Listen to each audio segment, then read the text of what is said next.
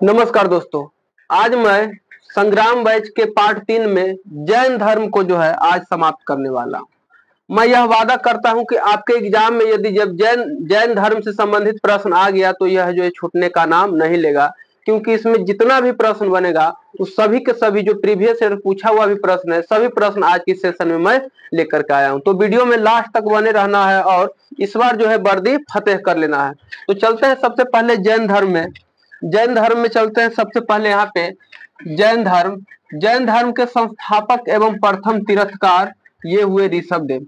अब तीर्थकार के मतलब क्या होता है? तीर्थकार के मतलब वैसे व्यक्ति होता है जो खुद से तपस्या कर करके ज्ञान अर्जित करता है और लोगों को बीच जो है ज्ञान बांटता है, उन्हें जो है तीर्थकार कहा जाता है। तो जैन धर्म में टोटल के टोटल 24 तीर्थकार हुए, और लेकिन 24 नहीं पढ़ना है, आप लोग को पढ़ना है केवल 3 तीर्थकार। और तीर्थकार वो होते हैं, यहाँ पे दिया हुआ भी है, जो स्वयं तप के माध्यम से आत्मज्ञान प्राप्त करते हैं और जो संसार को रूप से सागर से पार करने वाले तीर्थ की रचना करते हैं, वह तीर्थकार कहलाते हैं। मतलब खुद की तपस्या करके जो ज्ञान अर्जित करते हैं लोगों के बीच बांटते हैं। तो जैन धर्म में टोटल 24 तीर्थकार हुए।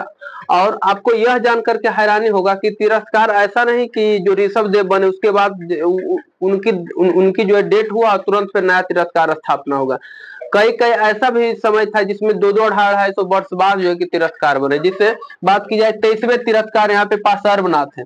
तो पार्श्वनाथ जब 23वें तीर्थकार हुए और 24वें तीर्थकार महावीर हुए, इन दोनों को बनने के समय लगभग 250 वर्ष था। मतलब 250 वर्ष तक कोई तीर्थकार भी नहीं था। तो अभी तक जैन धर्म में टोटल 24 तीर्थकार हुए, जिसमें जो है सबसे प्रमुख तीर्थकार माने जाते हैं कौन? तो 24वें तीर्थकार महावीर स्वामी, ये सबसे प्रमुख है। ये आपसे इसमें क्वेश्चन पूछेगा कि जैन धर्म के संस्थापक एवं प्रथम तीर्थकार कौन थे, तो वो हो जाएंगे ऋषभदेव। लेकिन पूछेगा जैन धर्म के वास्तविक संस्थापक कौन थे, रियल फाउंडर पूछेगा, तब हो जाएंगे जो कि महावीर स्वामी। तो यहाँ पे 2 क्वेश्चन बना, जैन धर्म का पहला संस्थापक पूछेगा या जैन धर्म का संस्थापक या प्रथम तीर्थकार तो ऋषभदेव। लेकिन जैन धर्म का रियल फाउंडर पूछेगा, वास्तविक संस्थापक कौन है, तो वो हो जाएंगे यहाँ पे महावीर स्वामी। और सभी का पहचान भी दिया हुआ, प्रतीक चिन्ह। पहले तीर्थकार हुए ऋषभदेव, अब इनकी पहचान है सांड जो जानवर होता है, बुल जिसे बोलते हैं, वो इसकी पहचान है। 23वें तीर्थकार हुए पार्श्वनाथ, और इनकी पहचान है सर्प का फन, नाग का फन जो है इनकी पहचान हुए। और 24वें और अभी तक का अंतिम तीर्थकार हुए महावीर स्वामी, और इनकी प्रतीक जो है शेर है। 24वें तीर्थकार इसलिए फेमस है कि महावीर स्वामी जैन धर्म जिसे हम लोग को पढ़ना केवल इसमें अब महावीर स्वामी के बारे में पढ़ना है, और बाकी सब तीर्थकार उतना इंपॉर्टेंट नहीं है, क्योंकि जैन धर्म का जो वास्तविक जो गति मिला समाज के बीच में, वो लास्ट तीर्थकार 24वें तीर्थकार जो है महावीर स्वामी के समय ही मिला। इसीलिए हम अब जो भी पढ़ेंगे इसमें सभी महावीर स्वामी के बारे में पढ़ेंगे। तो थोड़ा सा महावीर स्वामी के बारे में जान लेते हैं, तब हम आगे बढ़ेंगे। तो महावीर स्वामी के बारे में बात की जाए तो थोड़ा सा महावीर स्वामी के बारे में जान लेते हैं। महावीर स्वामी महावीर स्वामी, इनके बचपन का नाम था वर्धमान। इनके बचपन का नाम था वर्धमान। इनके पिता का नाम था सिद्धार्थ, और बौद्ध धर्म में भगवान बुद्ध के बचपन का नाम सिद्धार्थ। ये दोनों कंफ्यूजन का कारण बनता। हम एक ऐसा वीडियो भी लाएंगे जिसमें बौद्ध धर्म और जैन धर्म को एक ही वीडियो में कंपेयर करके ही कि बता देंगे। इससे क्या होगा कि कंपेयर करने पर है कि दोनों में कंफ्यूजन समाप्त हो जाएगा। तो महावीर के पिता के नाम हुए सिद्धार्थ। इनकी जो है पत्नी का नाम जो है यशोदा हुआ। लेकिन भगवान बुद्ध के पत्नी के नाम की बात की जाए तो यशोधरा थी, ये भी ध्यान रखना। इनकी पत्नी का नाम यशोदा थी। माता का नाम की बात की जाए तो माता की नाम थी इनकी त्रिशला। महावीर के माता की नाम थी त्रिशला। इनका जन्म जो है क्षत्रिय कुल में हुआ था, ज्ञात्री कुल में। इनके पिता जो है ज्ञात्री कुल के राजा थे, और इनका जन्म जो है क्षत्रिय परिवार में हुआ था। और इनकी भाषा की बात की जाए तो भाषा प्राकृत भाषा थी, यही जैन धर्म का परिचय है। अब हम जैन धर्म में आगे पढ़ते हैं। ये महावीर स्वामी का परिचय था ये, और अब महावीर स्वामी में हम आगे पढ़ते हैं। ये है महावीर स्वामी का जो है इस टाइप का फोटो दर्शाया जाता है, रियल इनका फोटो नहीं, उस बहुत पुराने समय की बात। जैन धर्म के 24वें एवं अंतिम तीर्थकार महावीर स्वामी है, जिन्हें जैन धर्म का वास्तविक संस्थापक कहा जाता है। ये है रियल फाउंडर जैन धर्म का जो है, क्योंकि इन्हीं के समय में जो है जैन धर्म जो है पूरी जो है संसार में छा गया था। इससे पहले उतना इम्पोर्टेंट नहीं था। संसारिक जीवन की बात की जाए तो महावीर स्वामी का जन्म 540 ईसा पूर्व में कुंडग्राम वैशाली में हुआ था। ये भी आगे बताएंगे। जब जैन धर्म इनको जो है मृत्यु के बाद दो भाग में बटा, हीनयान और महायान में, तो श्वेतांबर और दिगंबर में, तो दोनों जो है इनकी जन्म को लेकर के अलग अलग डेट मानता है। लेकिन यहाँ पे जो एनसीईआरटी जो देता है वो 540 ईसा पूर्व देता है, इसीलिए 540 ही हम लोगों को पढ़ना। 540 ईसा पूर्व कुंडग्राम वैशाली में, यानी इनका जन्म बिहार में हुआ था। पिता का नाम था सिद्धार्थ, जो भी बता चुके। माता का नाम था त्रिशला, और भाई का नाम यहाँ पे दिया हुआ नंदी वर्धन, क्योंकि इनका नाम भी बचपन का वर्धमान था, इसीलिए इनका भी नाम में इनका भाई का नाम हो था नंदी वर्धन। नंदी वर्धन। पत्नी का नाम यशोदा, पुत्री का नाम प्रियदर्शनी, और उनका दामाद भी था जो बहुत बार एग्जाम में आया है। भगवान महावीर के दामाद का नाम था जमाली। भगवान महावीर के दामाद का नाम था जमाली और पुत्री थी प्रियदर्शनी। पुत्र का यहाँ चर्चा नहीं है। भाई नंदीवर्धन। तो ये था महावीर स्वामी का जो है फैमिली मेंबर्स। महावीर स्वामी जी के पिता कुंडग्राम के यात्रिक वंश के राजा थे, और महावीर स्वामी जी के बचपन का नाम वर्धमान था। ये था महावीर स्वामी का परिचय। और महावीर स्वामी के परिचय में इससे ज्यादा जो है आज तक एग्जाम में नहीं पूछा क्वेश्चन। अब इनकर शिक्षा की बात की जाए, शिक्षा के बारे में कि इनके ज्ञान की प्राप्ति कैसे हुआ जी की। मेन तो ज्ञान ही है जिसके बल पे जो है ये आज भी जी की भगवान की उपाधि धारण किए हुए। आध्यात्मिक जीवन मतलब साधना के वर्ष जो है, महावीर स्वामी ने 30 वर्ष की उम्र में माता पिता की मृत्यु के बाद, भगवान बुद्ध घर छोड़ करके भाग गए थे, लेकिन ये जो है माता पिता के मृत्यु के बाद जो है इन्होंने जो है अपने बड़े भाई नंदीवर्धन से अनुमति लेकर संन्यास जीवन स्वीकारा था। भगवान बुद्ध की तरह यह छोड़ करके नहीं भाग गए थे। यह माता पिता का जो है अंतिम संस्कार कर करके भाई से अपने जो है ऑर्डर लेकर के, इनके बड़े भाई नंदीवर्धन था, और तब जाकर के ये जो है संन्यास धारण किए। 12 वर्ष के कठिन तपस्या के बाद महावीर स्वामी जी को रिजुपालका नदी के तट पर, ये बहुत फेमस है, वहां पे फल्गु नदी और यहाँ पे रिजुपालका नदी, वहां पे 6 वर्ष तपस्या किए थे भगवान बुद्ध, और यहाँ पे जो है ये महावीर स्वामी 12 वर्ष की तपस्या करते हैं। साल वृक्ष के नीचे, भगवान बुद्ध पीपल वृक्ष के नीचे किए थे। वो दोनों में बहुत सारे क्वेश्चन ऐसा है जो मैच करता है, कंफ्यूजन का कारण बनता है। इसीलिए हमने सोचा है कि एक अलग से सेपरेट वीडियो जो है बौद्ध धर्म और जैन धर्म को ला करके हम इस पे छोड़ेंगे। नीचे तपस्या करते हुए ज्ञान की प्राप्ति हुई, और ज्ञान प्राप्ति को कैवल्य कहा जाता है। ऐसे भी बोलचाल की भाषा में बोलता है कि काबिल हो गिनी। यहाँ काबिल, काबिल का मतलब होता है ज्यादा पढ़ लिख करके उस्ताद हो जाना ही काबिल बोलता है।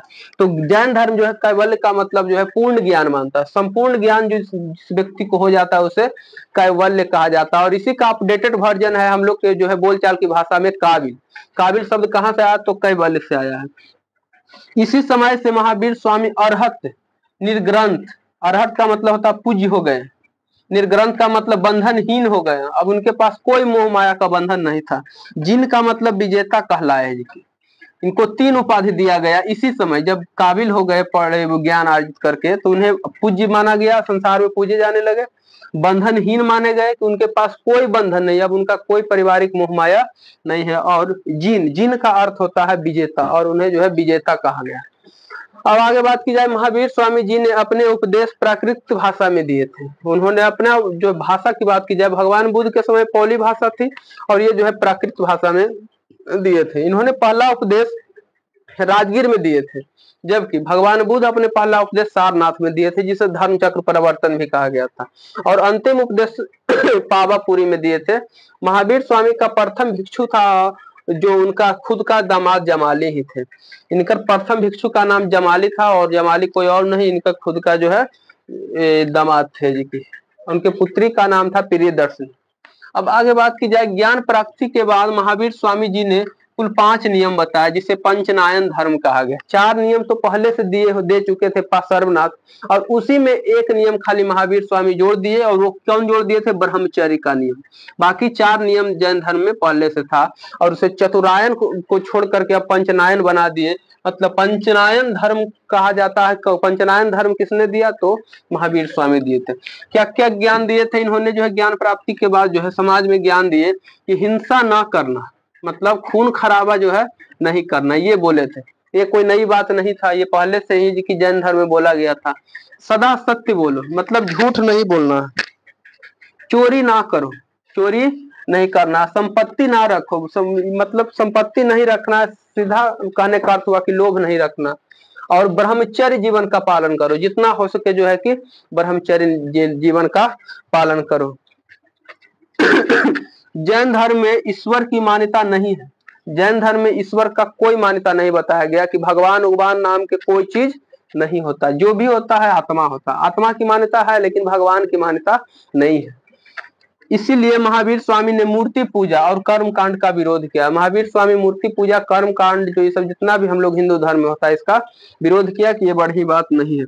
महावीर स्वामी ने पुनर्जन्म को माना, यहाँ पे ये बहुत है, पुनर्जन्म पे दोनों यहाँ पे विश्वास करता है, बौद्ध धर्म भी और जैन धर्म भी दोनों पुनर्जन्म पे विश्वास करता है। पुनर्जन्म का सबसे बड़ा कारण आत्मा को बताया गया है जी, पुनर्जन्म का सबसे बड़ा कारण आत्मा को बताया गया। 72 वर्ष की आयु में महावीर स्वामी की मृत्यु हुआ था, और मृत्यु के समय था 468 ईसा पूर्व, बिहार राज्य के पावापुरी में, जहाँ पे उन्होंने द्वितीय जो है कि द्वितीय उपदेश दिए थे, बोल सकते द्वितीय उपदेश दिए थे। महावीर स्वामी के त्रिरत्न थे, सम्यक दर्शन, सम्यक ज्ञान और सम्यक आचरण, ये बहुत फेमस है। महावीर स्वामी के त्रिरत्न, सम्यक दर्शन, सम्यक आचरण और सम्यक ज्ञान, और वहां पे बौद्ध धर्म का त्रिरत्न था बुद्ध धम्म संघ। तो जैन धर्म से संबंधित यहाँ पे एक बार और बताते हैं, ज्ञान की प्राप्ति महावीर स्वामी जी ने 5 नियम बताए, जिसमें एक नया नियम ब्रह्मचर्य जोड़े, बाकी 4 नियम तो इसमें तिरस्कार सर्वनाथ दे चुके थे। जैन धर्म में ईश्वर की मान्यता नहीं है, इसीलिए महावीर स्वामी ने मूर्ति पूजा, कर्म कांड का विरोध किया, आत्मा की मान्यता है इसमें। इनकी मृत्यु जो है 468 ईसा पूर्व में पावापुरी में हुआ था, जबकि जन्म जो है कुंडग्राम वैशाली में हुआ था। अब जब महावीर स्वामी की मृत्यु हो गया, बिल्कुल कहानी की तरह है, महावीर स्वामी की जब मृत्यु हो गया तो जैन धर्म जो है 2 टुकड़ा में बट गया कुछ वर्षों बाद। एक स्थूल भद्र एक और एक हुए भद्रबाहु, ये दोनों का अपना अपना अध्यक्ष हुए। स्थूल भद्र जो थे वे श्वेतांबर कहलाए, क्योंकि वे व्हाइट वस्त्र पहना करते थे। तो व्हाइट वस्त्र जो स्थूल भद्र वाले अनुयायी थे, जैन धर्म जिसे महावीर स्वामी की मृत्यु हुआ कई वर्षों बाद जो जैन धर्म 2 टुकड़ा में बट गया। एक बट गया श्वेतांबर, मतलब 2 विचारधारा हो गया, संपत्ति नहीं था कोई की बांट लिया, 2 विचारधारा समाज में उत्पन्न हो गया। तो एक विचारधारा वाले लोग श्वेतांबर कहलाए और दूसरे विचारधारा वाले लोग दिगंबर कहलाए। यहाँ पे श्वेतांबर जो व्हाइट वस्त्र पहनता था, लेकिन दिगंबर जो थे वो कोई वस्त्र नहीं पहनते थे, सीधा जो है नंगा रहते थे। दिगंबर का मतलब होता है दिक जोड़ अंबर, दिगंबर का मतलब होता है बिना वस्त्र पहनने वाला आदमी, तो नग्न रहने वाला, जिसे नागा साधु भी हम लोग बोलते हैं, जो महाकुंभ के मेला में आए हुए थे, वो दिगंबर भी हो सकते थे। तो जैन धर्म में भी नागा साधु एक तरह से होते हैं। तो श्वेतांबर का नेतृत्व स्थूल भद्र कर रहे थे और दिगंबर का नेतृत्व भद्रबाहु कर रहे थे। ये सब बहुत फेमस क्वेश्चन है। जबकि बुद्ध धर्म में 2 टुकड़ा में बढ़ता है, हीनयान और महायान है। अब आगे बात की जाए कि मौर्य काल में 12 वर्ष के भीषण अकाल पड़ा था, जिसके कारण भद्रबाहु अपने अनुयायियों के साथ दक्षिण भारत के कर्नाटका चले गए थे। अब कर्नाटका में जैन धर्म कैसे आया, जो देखिए 12 वर्ष जो भीषण अकाल पड़ा था। सभी यहाँ मगध में जितना भी खेला हो रहा था उस समय जो है मगध जनपद में हो रहा था, और मगध जनपद में जो है बौद्ध धर्म का दोनों भद्रबाहु और स्थूल भद्र यानी श्वेतांबर और दिगंबर दोनों अपने अपने प्रचार कर रहे थे, विचारधारा को फैला रहे थे। लेकिन इतना भीषण अकाल पड़ा कि इस अकाल पड़ने पर जो है भद्रबाहु बोले तो आपका हो जाएगा कौन, दिगंबर जो नागा हुए, ये जो है अपने अनुयायियों को लेकर के चले आए दौड़ल कहाँ, कर्नाटक, और कर्नाटक में अपने क्षेत्र जमाए। और वही अकेले नहीं आए, वो अपने साथ चंद्रगुप्त मौर्य को भी ले आए थे।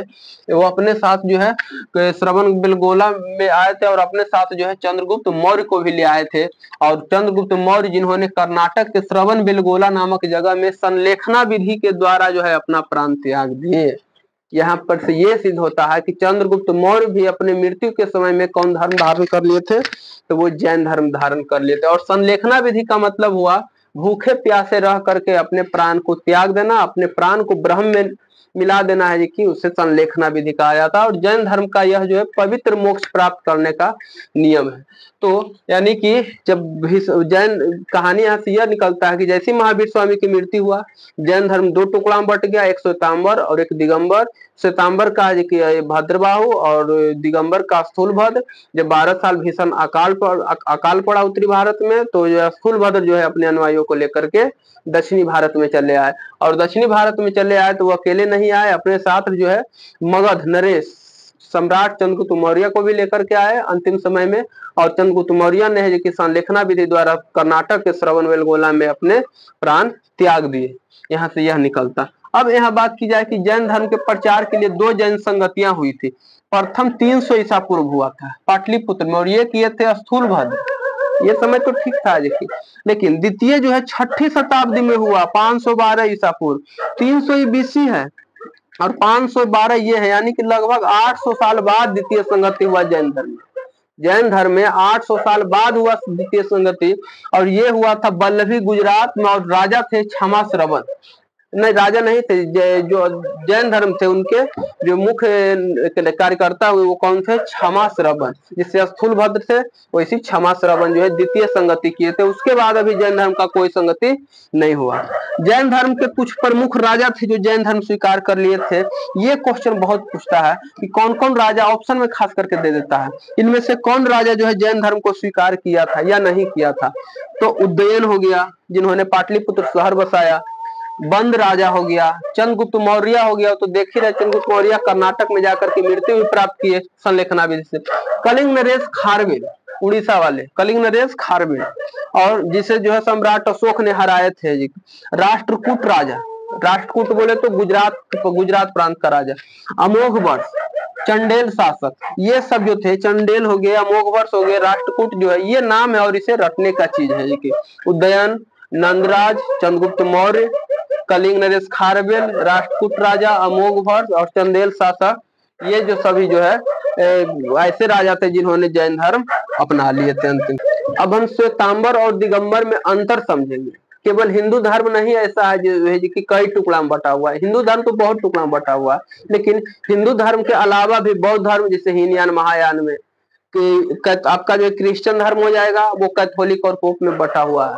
उसी तरह से जो है जैन धर्म में 2 टुकड़ा में बटा हुआ, और इन दोनों धर्मों में इन दोनों टुकड़ा में मतभेद भी अभी तक है, और वो है श्वेतांबर और दिगंबर। इन दोनों में अंतर क्या क्या होता है वो भी जान लेते हैं, इनसे भी प्रश्न बनता है। इसे स्थूलभद्र ने प्रारंभ किया, इसे प्रारंभ किए थे स्थूलभद्र ने, और इसे भद्रबाहु ने प्रारंभ किया था।